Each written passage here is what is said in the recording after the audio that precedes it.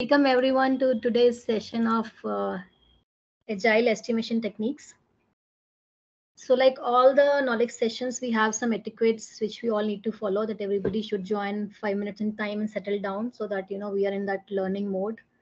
And everybody is expected at the end of the session to submit a feedback so that the next sessions can be improved.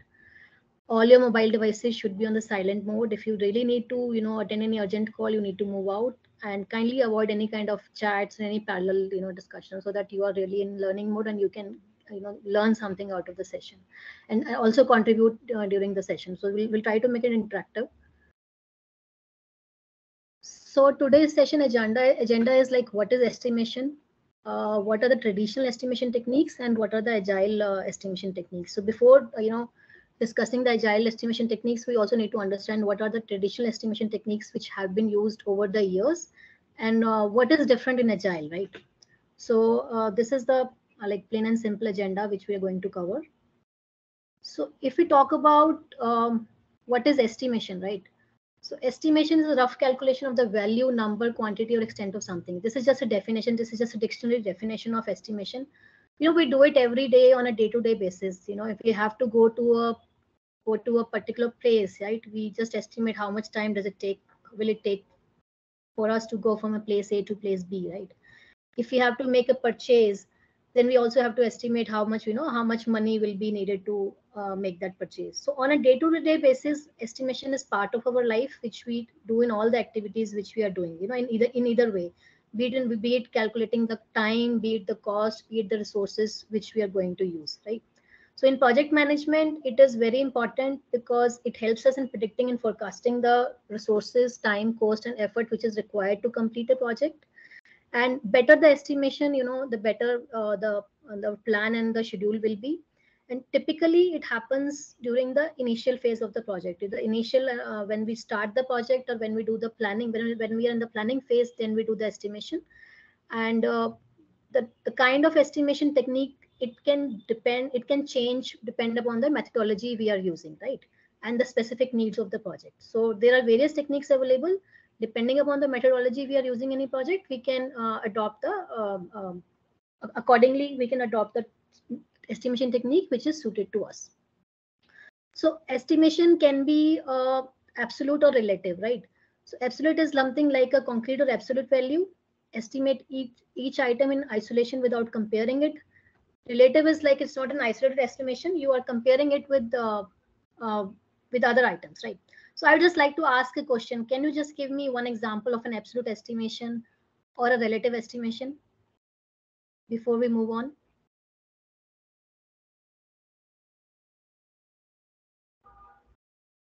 Can anyone give an example?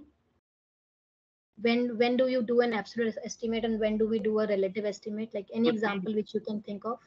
Yeah, a relative could be a weather report for a week, weather forecast, and an absolute would be like a recipe. For example, how to make a cake. Okay. Oh, and how do you say the weather report is a relative estimation?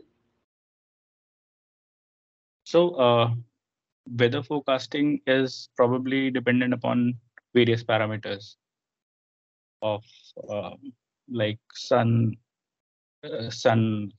sunset, maybe what is the humidity around, and what is the like there are some the parameters which could be calculated along with that. Okay. Thanks, Abhinav, for your inputs. Let me try anyone that. else? Yeah, I'd like to try that. So I think it's about size and effort sometimes, right? So let's say, for example, we have to cover a distance of 100 kilometers. The distance would always remain 100 kilometers. It's not going to change, right? So if you have to lay something in that distance, you have to do fencing or you have to do piping, etc.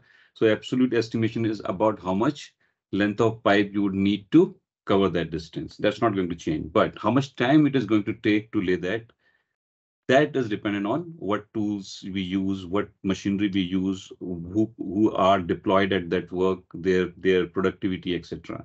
So that can change, that can vary. So to me, I think that is the difference between absolute and relative. Okay, thanks, Haren. Anyone else would like to add inputs here? Yeah, I think I'll give an example. So it's an interesting and probably funny example as well. So for example, like we are at home on Sunday, and like we are expecting 4 guests to arrive, like at our house for lunch. So generally, like absolute will be like, like, okay, if there are 4 guests, like coming, there will be like, like 4 bottles of cold drinks that will be served. So it's kind of an absolute thing. However, we are not sure, like that how much cookies each one of them they're going to eat, right? So they could eat like 4 cookies or 6 cookies or 3 cookies. So I think actually, but the estimate will be in that case that probably we will put in like 10 cookies on the plate, and then probably we will be all okay. So just like just an example to make it interesting, and Yeah, just to add nice on what example. Abhinav and Nice, Harendra said. nice example. Thanks, Haren, and thanks, Ankur. Looks like, Ankur, you're planning for some guest on this Sunday. Okay, so I'll just move on to the next slide just to give you some idea of, like, if you understand the relative, we can we can understand the absolute as well. Pooja, I have So one question. You said like we do this in the beginning of the project, but what we are doing currently with our project is like every sprint we do this estimation. yeah, we will come to it. We will come to it, like initially, because I'm just taking a base, like what is the estimation. We'll come to the traditional, and how we do it, and the agile will also come to it. So in agile, it's an iterative kind of estimations. It's not done upfront, but in the traditional method of project management, there used to be the upfront estimations, right? For the complete project, we used to estimate in the beginning, but in agile, it goes with every sprint, like before every sprint, in the product backlog refinement you do it, and during the sprint planning you do it. Yes, yes. But since the planning is still a planning phase, right, you do not estimate while you are in the sprint, right? So what I meant by this initiation and planning is before you get into the execution, right? Be it a traditional project or be it a agile project, when you're in the planning phase. For an agile project, what is the planning? The product backlog refinement is a planning. A sprint planning is a planning phase, right? So you estimate at that time. When the sprint starts, that is not the time for you to then estimate that what is the story, how many story points are there, right? So it is before the execution. If you understand it in a simple way, it is done before you actually start the implementation, or before you actually start the execution of the project, right? So just to give you some examples of the relative estimations, like if we have these 4 buckets, right? If someone asks you, like, what is the capacity of this green bucket, right? Or what is the capacity of this yellow bucket? So if we view them independently, it is really very difficult for us to, from this photographs, very difficult for us to give an absolute estimate, like this is a 100 ml, or whether it is 1 liter, or whether it is 2 liter, because we cannot judge it from the from a picture, right? So absolute estimation is something which you do a standalone, like you are just giving a standalone estimate. Okay, this bucket is like a 5 liter, I think it's a 3 liter, or I think it's a 2 liter bucket. But relative estimation is which is done in comparison to another. So even though I do not have any factor available with me, what is the capacity of this bucket, but since I have these 4 buckets which are available with me, I comparing one with another, if I say this is L, and if someone asks me what do you think, what is this, the green one, I can say this is a small one because this looks like a small to me, right? So relative estimation that ways are very easy. Even if you don't have any other factor, you do not know what is the capacity, you do not know any size and all, but you can still do some guesstimate based on comparing with other items, right? So this is just one example. Similarly, if you go to Starbucks, right? So you don't know, like, by looking at the cups, coffee, these cups, you don't know what is the capacity. Like it can be 100 ml, it can be 200 ml. If I ask you, what is the capacity, you may be accurate, or you may not be accurate. You can say it's a 50 ml, but it may actually be a 200 ml thing, right? But if you do a relative estimation, then you can easily say this is short, this is a tall one, this is grand, and this is 20, right? Similarly, if you uh, take the example of fruits, right? If I ask you, like, how big is an apple in centimeters, you may not be able to actually give me the right answer. But if you compare it with other things, you can say this is a medium sized fruit, right? A grape is a small size, a cherry is like grape is a extra small, a cherry is a small, and a watermelon is a large size. So this is like just real life examples given to understand that how does the relative estimation works. And this is how actually we do in Agile also. We have a reference story or a base story which we give some story points, like we give it like 2 or 3, and then we estimate rest of the stories based on that, right? Moving ahead to the traditional estimation, 6 key areas and constraints. Like this is we have a project management triangle, and this is called a project management double triangle. A standard triangle of project management, or we can say the 3 key areas which any project manager needs to always keep a balance on, is the cost, scope, and the schedule. But these like there are 3 additional areas which also go hand in hand, like resources, risk, and quality. So all these 6 areas, they need to be considered while we do an estimate. So like for example, if I take a let me take an example of, you have to plan your like sister's wedding, right? So what do you think will be what will be the budget, right? You will think on the budget perspective. You will think on scope. From the scope perspective, you will think on what all events we need to hold. We need to have a haldi ceremony, we need to have a mehndi ceremony, we need to have a reception, we need to have a main wedding ceremony. So that will be the scope. How much will be the time, how much will these events duration will go. What are the resources, do I need to hire some vendors, what all bookings I need to make, what all equipments, what all resources I need, right? What is the quality, if I have to whether I need to go for a 5-star hotel booking, or whether I need to go for a 3-star hotel booking. So based on like one parameter, my other parameters will get affected. What are the risk? For example, I may be for a wedding, what may be a risk? Maybe it's not now, but uh, last year or so, even the COVID was a risk, right? When you're planning for a wedding, you never know that the COVID cases were rising. So how many people will turn out? How much will be the allowed capacity, right? So this is just one example that if you're planning for something, this is a real life example. If you're planning for a wedding, that you will consider all these areas before you come out, before you come up with a good plan. For example, if you have there's a change in scope, you add some extra event, right? You add an extra event which we are not initially planning to have it in the wedding, right? So when there will be an extra event, it will have an impact on the cost as well, right? It will have your impact on the schedule as well. You are wrapping it up in 4 days, you are having a destination wedding, right? Now you need to have an additional day booking also done, right? Similarly, if you are changing the quality, right? Earlier you were just thinking like you have five items in your recipe or in the menu, right? Now you're planning to go for like maybe 7 items, right? So if you're going to change the quality, if you're going to change the quantity, it will have an impact on your budget, right? There will be some risk also. Maybe you are not planning maybe you are planning for a wedding, and then you're not uh, it's a July or August season, then the rainfall can also be one of the risks. What happens if it rains, if it's an open venue, what happens? I may have to book an additional hall, in that case. So that will again impact my budget. So all these 6 parameters are important while we are doing the estimation. I cannot say that initially when I plan, I will only talk about budget, scope, and schedule. I do not take into account of the quality, risk, and resources, and later down the line, I will think about them. No. While doing the estimation, we have to think about all these parameters holistically, so that the estimation which comes out is, it makes sense. It is a feasible estimate, right?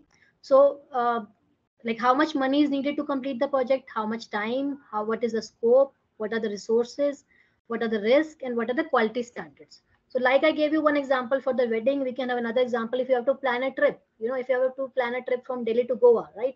You will consider all these factors. What is the budget, what is the scope, how many places I'm going to go, what is the schedule, where I'm going to stay, what is the quality, what are the risks, if there can be flight cancellations, what are the resources I need. So for any activity we do, or for any project we undertake, all these 6 parameters are very important while we are doing the estimation.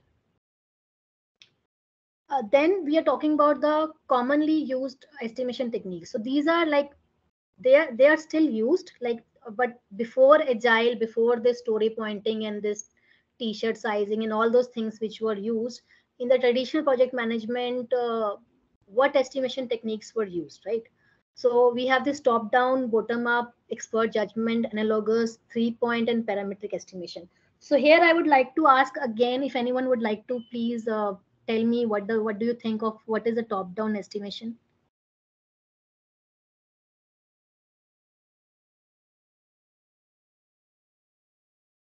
Can anyone please? Yeah, I think top down means we take the complete project and we estimate, and then we break it down to the smaller unit, and then we again estimate. And in bottom up, we do separate. Like we first break down the smaller unit, estimate, and then sum up to like the complete. Okay, that's good. That's good. I think that's right. And what do you think is more accurate? More accurate, I think in these two, I think Bottom up, yeah, because you have the granular level details, right? You go down and then you roll it up, so that is more accurate. Because in top down, once you start breaking down the task, sometimes while you're breaking down, the new things get uncovered and your estimates they get changed, right? So that was Jitendra, right? Yes. Yeah, thanks a lot for your inputs. What about expert judgment and analogous estimation, or any four of the remaining? If anyone want to speak out, please. So expert judgment is basically we bring in a subject matter expert who has done that work over and over again and has a very good gut feeling. Ultimately, every estimation at some point, at some level, is a gut feeling, right? So somebody who has done that extensively would have much more better idea about all the possible type of variations that can be there in the work. So we go by basically what experts say that this type of project would take this much time. We have an analogous is similar to that. If we have done similar project in our organization, similar kind of work we have done in the past, so we can take reference from that. Right. Thanks, Arun. So an expert judgment, we can say maybe it's something which we have not done, and this is like complex. Maybe just an example is a cloud migration project, right? We have never done it in our organization. This is the first project we are doing. So maybe if we have some, it's always good to ask someone who has already done. Like there can be many complexities, many factors, many risk areas in a cloud migration project, right? So you can always take the expert advice. Only drawback for this technique is it's a good technique where the information, you don't have much information and you are going for a complex projects where the information is limited. The only disadvantage is sometimes you can, it can be biased because it's like one person is giving the estimate, right? So they may be doing it based on their experience and their, like, judgment, right? So it is not like a team of people are doing it, so sometimes it can be a biased thing, but otherwise it's a good technique. And analogous, as Harendra said, that this is something which we have already done, like a similar project we have already done. In a real life example, I can say, like, for example, my neighbor, they got their house repaired, or they got their, whitewashing and the painting job done. With a similar, the same house area, everything is same. So if they got it done in like 1 month or like 1 lakh, right? So just give me an idea that if we have to get it done, it will take approximately the same, time and the same amount, right? However, the disadvantage of this approach is it is very good when we are projects are matching on the parameters, but in real life the two projects may not exactly match. So there comes a little difference, right? Maybe I'm going for a high quality of paint, maybe I'm going for some wallpapers, maybe I'm going for some extra stuff which my neighbors did not do, so though I take a base estimate that okay, this is something which will I will this is something which will take me to get the stuff done, but maybe I want to expedite the stuff, I want to get it done before Diwali. They got it done in 1 month, I want to get it done in 2 weeks, right? So the parameters can change, right? So that is where the parametric estimation comes into picture, where the where you are taking the base of the the analogous estimation, but you are taking into account for the differences as well, right? And anyone can want to say on the 3-point estimation?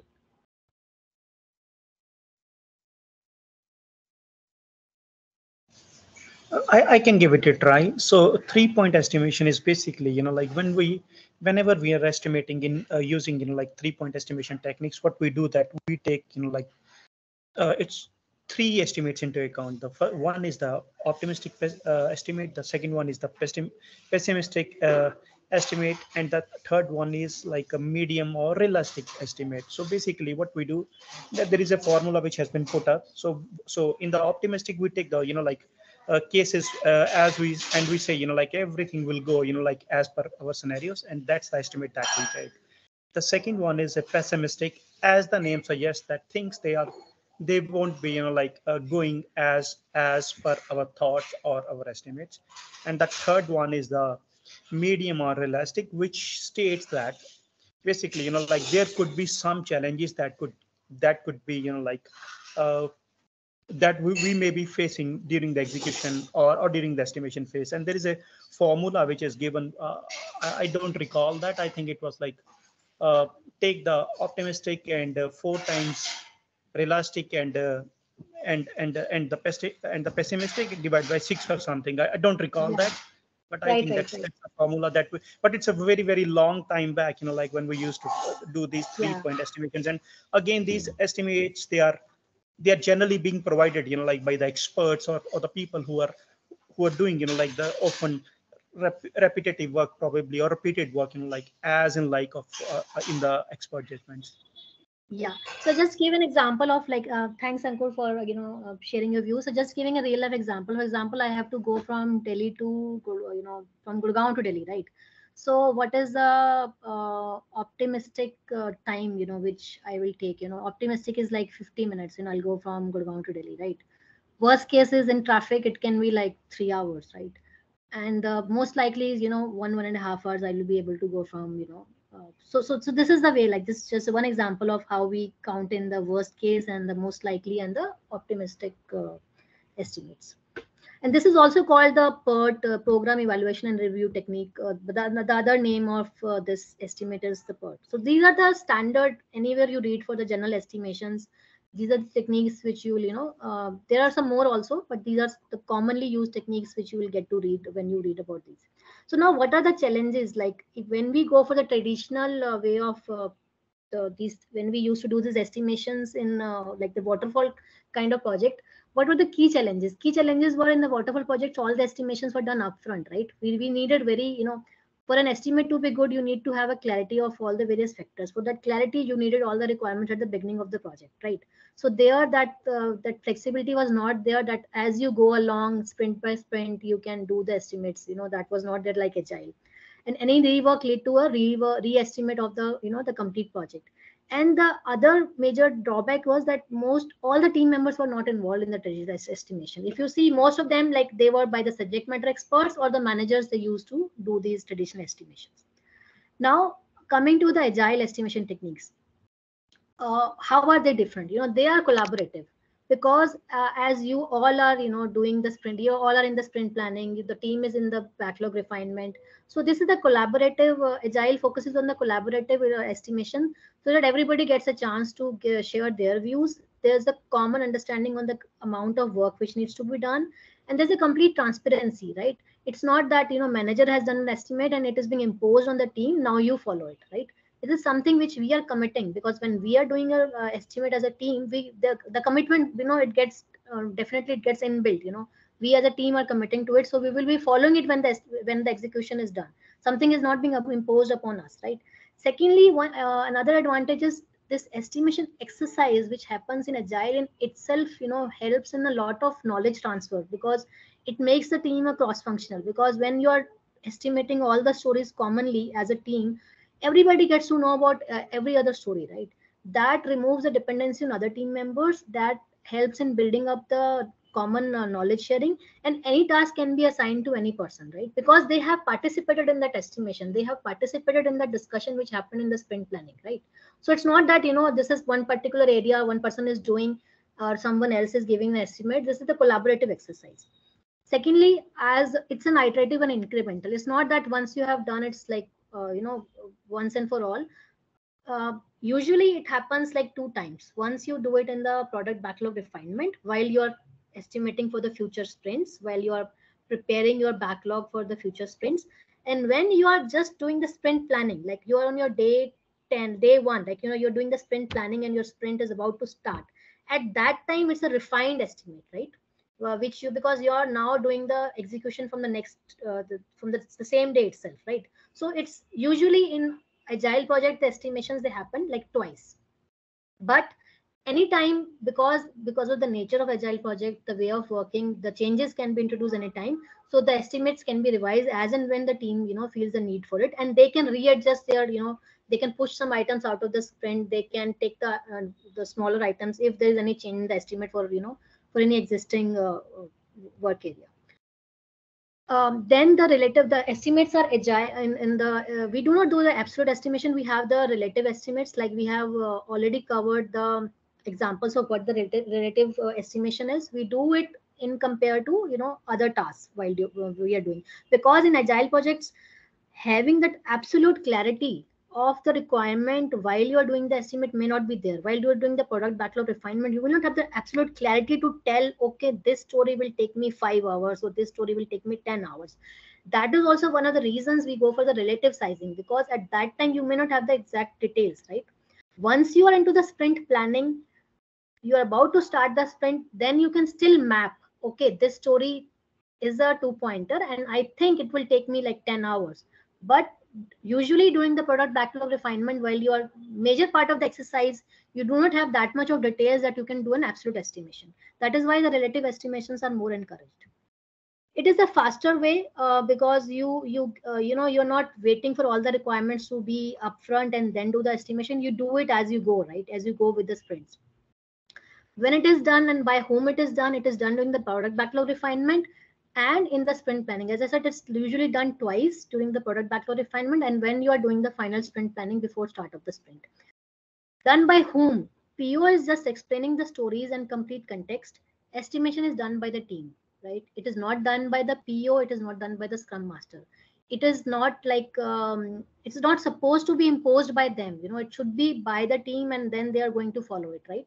So they commit to the estimation together, and then as I told before, the whole exercise of estimation, coming out to a number, is not an important thing, but the journey, the journey of estimating a story, the discussions which you have, on the complexity, risk and dependencies, uh, they all together, unveil a lot of factors which, if you do not have this estimation exercise, you will not come to know, right? That will remain a risk. So that is the most, the biggest advantage of estimation. Even if you come out to a number 5, even if you come out to a number 8 or number 13, that doesn't matter. But the quality of discussion which you have during this exercise is really very important, which adds value to it. Then we talk about the story points, which is the main technique which is being used for the estimation in the agile project. And story points, it's like a number which is given to a story, which is not only the effort, right? It's not the hours, right? It is like it is based on various factors. It can be amount of work done, complexity, business value, dependencies, and risk. I'll tell you, like, just give you 1 or 2 samples on how do we calculate the story points. This is like a cheat sheet sample. As I told you, there are various factors which go into account while you're calculating an effort or a estimate for a story. You can say like 3 main factors: effort, dependencies, and risk. So if there's any story which takes less than 2 hours, there are no dependencies, and everything is known about the story, there are no risk, you can give it a story point 1. If the effort is like 4 days or like 4 hours, there are no dependencies, there are no risk, you can give an estimate as 2. So this is just one example. Based on these 3 parameters, you can make your own common understanding between the team. How do we come out to these numbers, right? Rather than just saying this is a 1, this is 2, this is 3. For any new person who joins the team, he should know what does 3 mean in this team. The other team might be using 5 for this. So what does 3 mean when I say this story is a 3 point? The story is a 3 point means the effort is 2 days. There are a few dependencies and there are some risk into it. So this is one cheat sheet which you can follow. Then there's another example. You can have a like uncertainty, complexity, effort. You can say like if it is small, small, small, then story point is 1. Uncertainty is small, complexity is small, effort is medium, the story point is 2. So based on that, you can also make your own metrics just to have a common understanding amongst the team while you are doing the estimate on what are the factors which should be counted, and while we are counting these factors, what is the number which is derived. This is the number we are driving out when we are considering these factors, right? So Fibonacci series is a common series which is used for this story point. Rather than just giving like 1, 2, 3, 4, 5, 6 as an estimate, we use a Fibonacci series in Agile projects because of the mathematical calculations. It is considered that the complexity increases exponentially, right? So this is a very well suited series for being used as the story points. And just to refer again here, this is the standard Fibonacci series, which means that this number is the sum of the previous two numbers. Everybody knows what is a standard Fibonacci series. But in Agile, we are using a modified version, which is having it's like I think it's not typed here. It's 5, 8, 13, and 20, 40, and 100. Just for the simplicity, rather than using 21, 34, 55, we are usually using a modified version of the Fibonacci series. So it's up to the team which series they want to follow. And now we come to the techniques. So planning poker is a very, very common, most widely used technique, which is based on the story points estimate only. Just to make planning exercise more more fun, it's a kind of game technique where you hand out some cards, like you hand out a deck of cards, like you're handing out these cards to the people, and all the team members are having this deck of cards, and then the PO, the product owner, is explaining the stories, right? Then you're discussing the stories, and then all the team is asked to on their own, they're asked to decide what according to you should be the story point for that story, based on like these three factors, right? Considering all these three factors. So maybe someone will come out like, okay, 5, they will simultaneously, they will reveal their card, right? If there are 3 team members, one team member can raise 5, another can say it's 8, another can say it is 3, right? So this game, it continues till we reach the consensus. For example, if we have 3 team members, one is 3, one says 5, one says 8, then the PO and Scrum Master will ask the person who has done 3, what do you think? Why do you think it is 3? And the person who has given 8, they'll ask, why do you think it is 8? So again, a discussion will happen. Then they will be asked to again do this exercise, and then this exercise will end when we'll have a consensus, when we'll have a similar story points being decided by all the team members. So it can be done by the physical cards. These days we have the mobile apps also, or you can also do it on the web. You have the planningpoker.com. So there are different applications which are available to make it more interactive, more fun, and at the end come out with a good estimation which is consensus based. This is very important. This is a consensus based, because you do not end this exercise till you reach a consensus amongst the team on this, right? And the reason we are revealing the cards at the same time, because we do not want people to get influenced by each other's effect, estimate, or the bandwagon effect we say, or the herd mentality, right? We do not want, if a team lead has given 5, a software engineer or senior software engineer also see, okay, he has given 5, then the story must be 5 only, right? We want people to independently do it without being influenced by each other, and simultaneously reveal their cards. They can also speak up, they can also reveal the cards, they can raise their finger. So there are different techniques which are used to how this estimation is done. Then we have this t-shirt sizing. So t-shirt sizing is basically, this is a numeric, you just do it based on the numbers. So this is where you don't want to go on the numbers. You want to use the non-numeric. Maybe you are doing the estimations of your epics, right? It's a very high level estimation. You just want to categorize them on a broad level. This is a small epic, this is a medium level epic, this is a large, or this is a Excel. You can do it for your stories also. You want to group your stories. Maybe you don't want to go into whether it's a 1, 2, 3 story. We want to group it into one category. So you give it a small t-shirt size, right? Anything which is 5 or 8, you give it a medium size, right? Any story which is 13 or 12, 20 story point, you give it a large.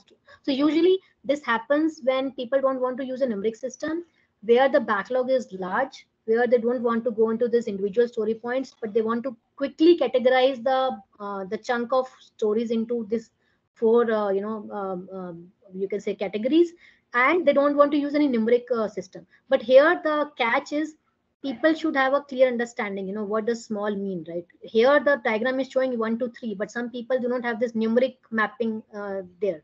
They simply use small, medium, large, and Excel. So to a person, one person, it may, a story may be M, to the other person that story may be L, right? So again, the definition of what is a small, medium, large, and Excel, it should be clear between the team so that they do an accurate, estimate. This is usually done when you have a medium-sized backlog, not a small backlog, or medium-sized backlog, which you want to quickly, do the estimations on that. Then we have a bucket system. This is also similar to it. Here, it is usually done for the large backlogs, where you have hundreds of stories now. In hundreds of stories, you cannot go by this planning poker, giving card to each of people, coming with the consensus. It will take you days, to get the estimation done. So what you do is for such a big backlog, what you do is you do a bucket system. You put these story points on the wall, right? And you do some you put some 3 reference stories, right? 3 stories you put in, like, this is a 5 story point, this is a 8, and then you put this something as a 3. Then you divide remaining like 95, 97 stories amongst the team and ask them to silently, on them, on their own, do the estimation, right? And then they put the sticky notes on the wall, right? And after, silently, without discussion, there's no discussion, no consensus, right? Because this is a large backlog. If you keep on discussing every story, it will take, a lot of days, right? So they do it on their own. It's also called divide and conquer, because you're dividing the work amongst the team. You are dividing that 97 stories, because 3 reference stories you've already done. 97 stories you're dividing, and then they are 97 stories maybe you have divided among the 10 team members, 9 or 10 stories each. Everybody is putting on the sticky notes. Once this activity is done, everybody has done, then as a team they just look at it and just readjust if any adjustment is required. So this is usually helpful when you have to do a quicker estimation, when you have a big backlog. Then we have a similar technique, this is affinity grouping. Here, like as the name says, affinity, here you place some, like, you place some small story on one end of the wall, you place a large story on the other end, and then you divide the remaining stories to the team and ask them to place it at the right location, right? So they do not discuss it. It's a silent relative sizing, all the bucket sizing and this affinity, the team does it on their own, and they place the stories what they think, nearer to the small or the near to the large, right? And after this exercise is done, then they do the readjustment if they think any readjustment or collaboration is required. But while doing this exercise, the team doesn't have any discussion. Then we have, I think this is considering the time, I had to be a little quick. This is, I think, the last technique. This is the dot voting. This is also a very interesting agile estimation technique. It's also called the democracy or voting with dots. It is used dual purpose. It's not only an estimation technique, it can also be used for a backlog prioritization. If you have to prioritize your backlog, then you use a voting technique, which story should be on a priority 1, which should be on a priority 2. You give these dots to the team member, right? And you ask them to use these dots corresponding to each story. For example, we have 3 team member. One is given a yellow dot. All the yellow dots are given to one person, right? All the red dots are given to another person, and all these turquoise dots are given to another person, right? Now these 5 stories are pasted on the wall, and they are asked to estimate the stories, right? So the team member 1 thinks story 1 is like just 1 pointer, right? He just puts 1 dot here. Team member 2 thinks it's a 1 pointer, he puts 1 dot. Team member C thinks it's a 1 pointer, he puts another dot. So based on the dots, once you're done with their own dotting, we come out at the end, we conclude, okay, this looks like a big story. Story 4 is like everybody is estimating, a huge effort for the larger the number of dots, the bigger the effort is, right? This looks like a small story, right? The only disadvantage with this is people are putting dot one by one. It's not like a planning poker when we are revealing your card at once. Here you are putting dot one by one. So here people can get influenced by each other, because if I'm putting dots, multiple dots in story 4, the other team member can also see that, and then they can also think that story 4 is a big number, and they can also start putting into more drops here. So this is like different creative techniques which are used these days to do the estimation in the agile projects. I think that is it.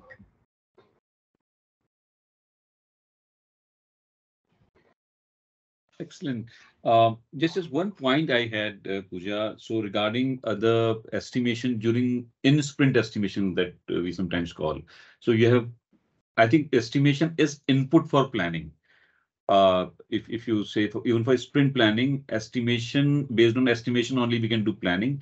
But I think once we are in the execution phase, at that point of time, whatever we are doing, we do that, and we calibrate after the sprint is over, right? Whether, let's say, for example, we estimated a particular story at size 8. So after that, in that sprint, that number 8 is irrelevant, in my opinion. You do the work, you complete it, you might complete it, you might face some challenges in that. Whatever happens, after the sprint is over, then you figure out basically how many stories you were able to complete, and that becomes the basis for your estimation for the next sprint. So I think Velocity, basically, yeah. You're talking about the velocity. Otherwise, what happens? So if you're doing re-estimation during the sprint, it's not going to change anything, because you can't. Only one thing that is fixed in a particular sprint is time boxing, right? So you have fixed time, you have fixed resources. You can't change those things. So even if you re-estimate, you can't make any difference, right? So that's one of the reason. It evolves basically. Many times when your team is working, they have now experience of working. The same team has an experience of working in that model for 3-4 sprints. Then you can figure out what is the productivity of the team, and you have got more precise figures about how much time it is going to take to complete these many stories, right? So that's what I felt. Yeah. Thanks, Arindra. I think that's a really important point you added regarding the velocity, which is really a good input for the sprint planning, because this is the velocity. Just to tell you, those who don't know, velocity is the number of story points a team is able to complete in a sprint, right? So say we are like in the 5th sprint now. So in the last 4 sprints, how many story points have we been able to complete? Maybe like in one sprint is 20, another is 25, another is 30, another is 20. So what Harendra is trying to say, that gives us a base idea, what is our capacity, like how much we have, based on the pattern, how much we think we will be able to accomplish. We cannot accomplish 100 story points if in the past 4 sprints our team's pattern or team's velocity has been like 20 to 30 or 20 to 40, right? So these story points at the end of the sprint, they become the velocity, and then they act as an input in the next sprint's planning. Yeah. Yeah. Thanks for explaining that so well. Thank you. Thank you so much. Thank you so much. I think it's just a big topic, but I've tried to cover all I could. So please feel free if you have any further questions. And then I think one more point I just would like to share is that many times all these techniques, all the techniques that we talked about, again, it depends basically what is effective in which kind of scenario, right? For example, it is very effective, story points and all, when you have a backlog which you have access to. You can break it down into smaller parts, and then you can do repetitive exercise of doing estimations, validating your estimations. But imagine the kind of scenarios where you are bidding for a project. You know the scope also at a very high level, right? You don't know the scope at a detailed level. So there basically still you follow those traditional methods. But the best, but the best thing is many times you have to do estimations using multiple techniques in order to be more comfortable about your estimates. So that's also done many a times. If it's a bigger project, so conjunction of these different techniques are required, right, so that not one technique maybe exactly.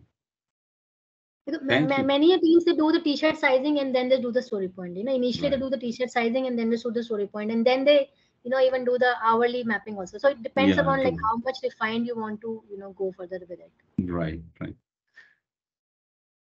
Good session. Thank you so much for all these details. I think it's very good to refresh many of these points after such a long time.